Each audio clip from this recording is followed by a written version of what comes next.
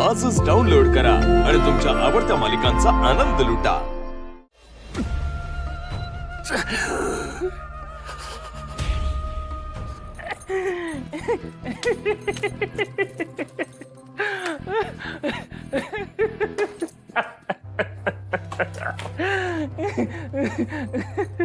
झेपत नाही तर पिता कशाला?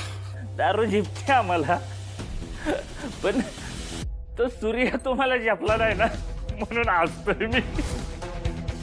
अहो पर चोपडा साफ केला की तुमचं त्यांनी। तुमच्यासारखे दिवटे आमच्या पोटी जन्माला आल्यावर दुसरं काय होणार? बापाच्या इज्जतीची पडलेली नाही, घराच्या सन्मानाची पडलेली नाही। आता आमची काय चूक आहे सांगा बरं? हा, गावात कर्तबगारी दाखवायची तुम्ही, गावातनं जीव मुठीत घेऊन पळायचा तुम्ही। अहो तो सूर्या कोयता घेऊन मागं लागल्यावरती पळता बोई झाली तुमची, आणि या सगळ्याचा आरोप कुणाव? आमच्याव का? वा, ए पटलेलं नाही आम्हाला अजिबात। चुकीचं आहे, सगळ्यात चुकीचं आहे। पण एक सांगू, एक गोष्ट लय आवडली आपल्याला। काल गावात जे पळत होता ना तुम्ही, एक नंबर, लय मजा आली। पण डॅडी एक गोष्ट ध्यानात ठेवा बरं का, तो सूर्य एवढ्यात थांबणार नाही। हा, त्याला माहित नाही ना तुम्ही काय काय केलंय ते। एकदा का त्याला कळलं ना की तुम्ही त्याची सगळी इस्टेट हडपली, तर मग विचार करा तू काय कर। अहो तुमची कापड उतरून, अहो बाबो, जालिंदर निंबाळकरच्या अंगावरती वळ। शालिंदर निंबाळकरच्या अंगावर वळ, आणि हा वळ मिटायच्या आत सूर्यान त्याचं खानदान मिटलेलं असेल। राहू द्या तुमचं प्लॅनिंग, राहू द्या बरं का। तुमच्या प्लॅनिंग वर लय भरोसा होता ना तुम्हाला। काय झालं आता? काय झालं? अहो मेणबत्ती सारखं आहे ना तुमची इज्जत आबरू सगळी प्लॅनिंग पागळून गेली। आता आहे ना, आता तो सूर्य आहे ना, ही सगळी धन दौलत पैसा आहे ना, पैसा या पत्त्याच्या बंगल्यावानी तो सूर्य आहे ना उद्ध्वस्त करणार, उद्ध्वस्त।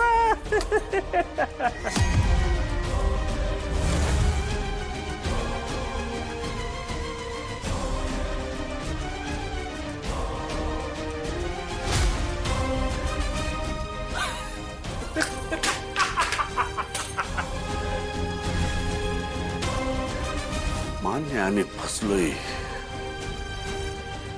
आमचा डाव चुकीचा पडलाय, पण त्या सूर्याने आम्हाला उद्ध्वस्त करण्याच्या आत त्याच्या घरादारावनं काढवाचा नांगर फिरवणार आम्ही। बघाच आम्ही काय करतो ते।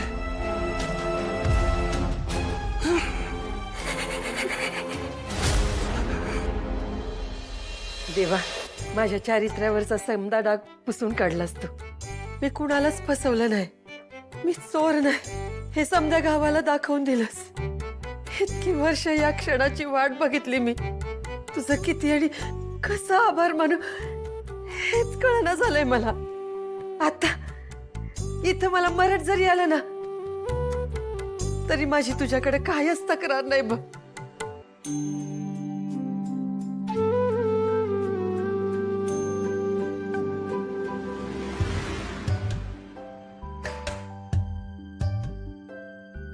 पोरींनो,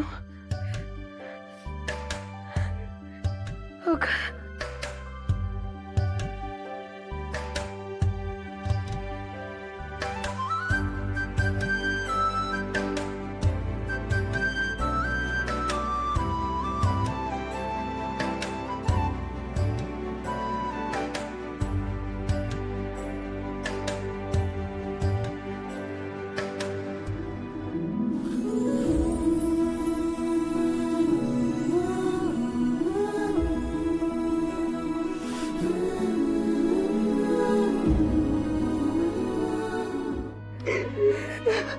आम्हाला माफ कराय, आम्ही तुझ्याशी खूप वाईट वागलो।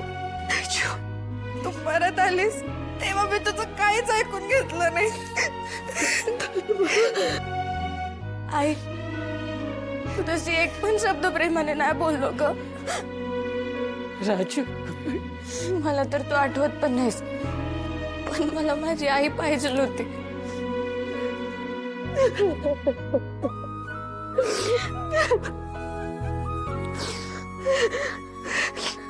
अगं पोरीनं नका रडू. आता समजा चांगलं होतंय ना?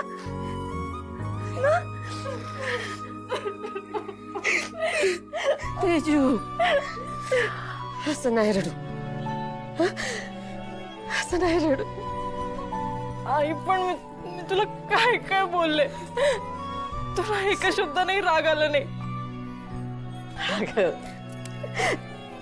आईचं कामच असतं लेकरांना समजून घ्यायचं.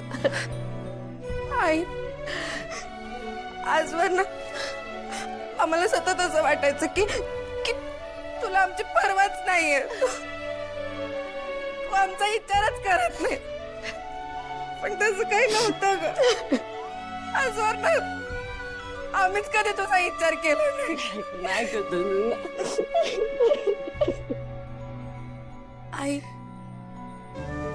आज तुला आम्ही शब्द देतो, आम्ही कधीच तुझ्याशी वाईट नाही वागणार. कधीच नाही. राजू, खरंच. तुम्ही आता पण माझ्याशी वाईट वागत नव्हता. तुमच्या मनात साठलेला राग चुकीचा नाही. तुम्हाला माझी गरज होती, मला माहित होतं ग. पण मी तरी काय करणार?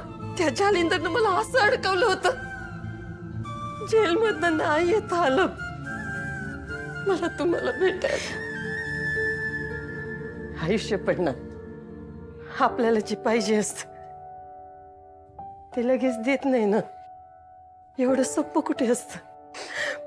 पण तुम्ही आणि मी, काही झालं तरी वेगळं होणार आहे का?